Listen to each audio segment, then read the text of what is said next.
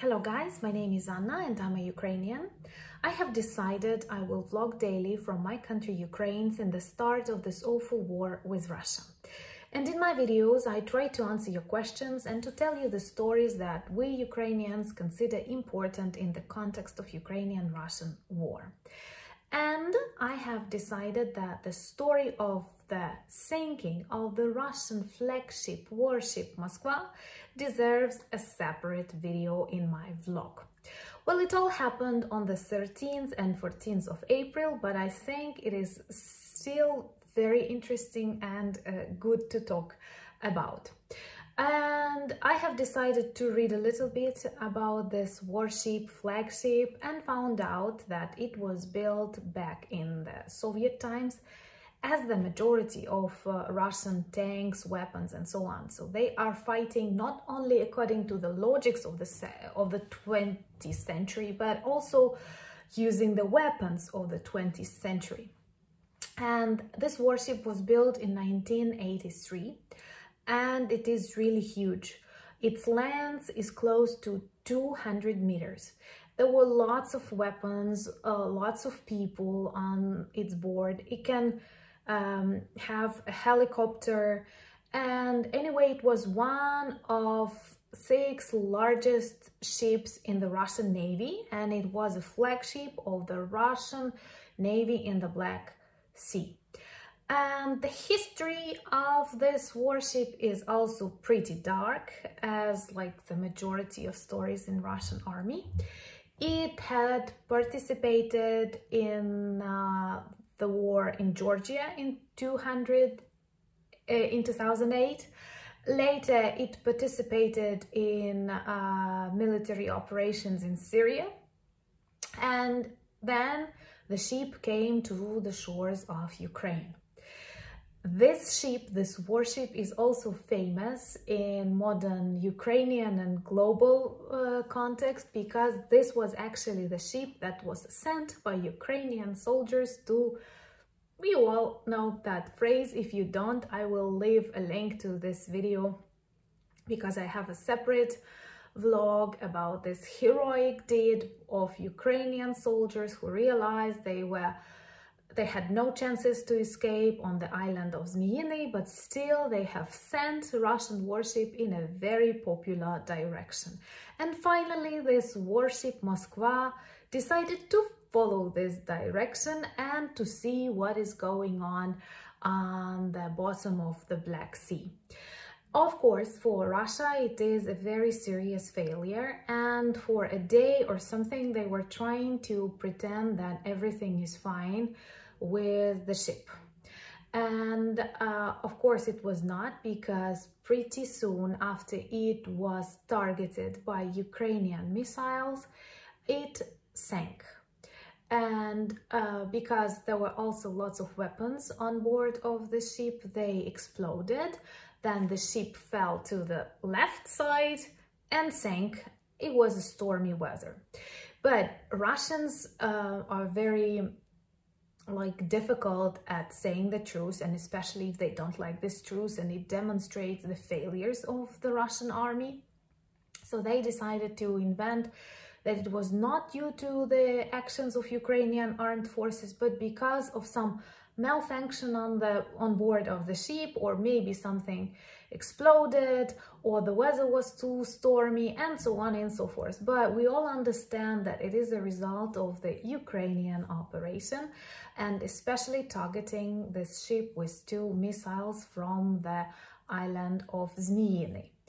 And what is more interesting, Russian propaganda sometimes invents the myths that Ukrainians shoot at some regions that border with Ukraine in Russia to find the support of the local population, or to explain why they need this military operation. So if they imitate Ukrainians shooting, they can do it.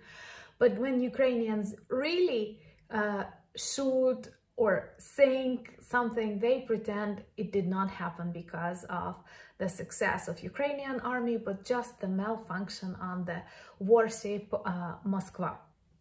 This warship is also drawn on one of the stamps that appeared in 2022 in Ukraine, and there are huge queues to buy this stamp in our post offices that actually depicts a Ukrainian soldier who looks at the warship flagship Moskva and is ready to send it in the direction we all know. So I think it is a pretty symbolic end of the flagship that tried to terrify Ukrainian soldiers and tried to terrify all the country, and it is very illustrative of this image of a really strong and big Russian army, and how this myth can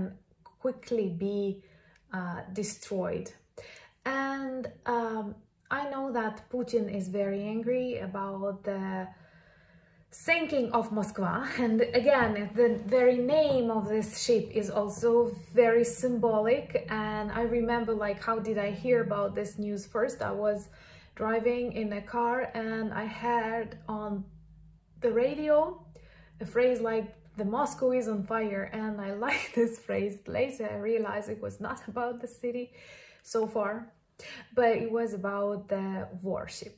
Of course, Putin threatens that they will target Kyiv or something else, but I think our army is prepared for that. Lots of Russian propagandists started speaking about the sinking of Moskva, and they say it is time to start war with Ukraine. I don't know, perhaps they forgot that this war lasts for the 50 days already, more. And again, this is very symbolic that we have decided to mark the 50th day of Russian invasion with the sinking of their flagship warship Moskva. And another thing happened these days. One of the very pro-Russian politicians was caught here, and it was a real special operation. He is a billionaire, and Putin is the godfather of his youngest daughter, and he was hiding for 50 days, and he was trying to cross the border with Moldova, and as a result of the SBU special operation, he was caught. And at the beginning, once again, Putin's spokesperson Peskov denied the fact that this is really Medvedchuk. They were trying to say this might be Photoshop or something like that. So, but it is not. And by the way, this figure of Medvedchuk is extremely negative in Ukrainian context, not only because he was pro-Russian, because he was financed by FSB to support various separatist movements, not only because he's like the Putin's friend, he's an oligarch, but also because during the Soviet times, when he was young, he was an advocate of the very famous Ukrainian poet who was prosecuted by the Soviet regime, once again for being a nationalist, but he was not like a nationalist. You all understand that for Russians, every Ukrainian who thinks he's a Ukrainian but not a Russian is a Nazi. And this poet is very popular, Vasil Stus, and his poems are very patriotic, and Medvedchuk was his advocate that was like administered by the state. Not the poet was the one to choose the advocate, but the state of USSR gave him this advocate, and we often say that he was like the advocate of the devil's advocate, because he was not actually protecting the poet, but he did everything for Vasil Stus to get in the jail, and he was imprisoned, and he died in prison in 1986.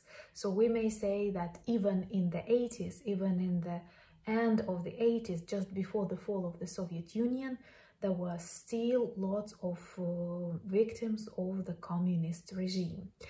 and it was like an extremely important spiritual satisfaction when Medvedchuk was caught. I think he's got problems everywhere, because in Russia he's also an enemy now, because I'm sure Putin realized that pro-Russian movements failed on the territory of Ukraine, and they spent billions to support this separatist movements, and perhaps to some extent that they expected this blitzkrieg to take place, so they expected that Ukrainians will meet them with flowers, as he once said, Putin, in one of his interviews. But we meet them with flowers, but the different flowers. You know, in Ukraine there is a tradition to put flowers on the graves, and that's how we meet them, with flowers. So anyway, these are two victories on the way to the most important victory, and we all understand that this is going to be a serious period, because Putin is very obsessed with the idea of the 9th of May as the victory day on the territory of Russia. And they have totally wrong vision of the celebration of this day, and perhaps I might record a separate video on that, because somehow the celebration of victory in the Second World War turned out to be the celebration of aggression, and one of the most popular slogans they say on the victory day, we can repeat. And that's what actually they do on the territory of Ukraine. But definitely, as now they have become a true Russist regime that needs to be stopped and that needs to be erased from the planet, Ukraine will win. And I'm very grateful for your subscriptions, for your comments, for your requests. That all inspires me much. Thank you for watching. Slava Ukraini!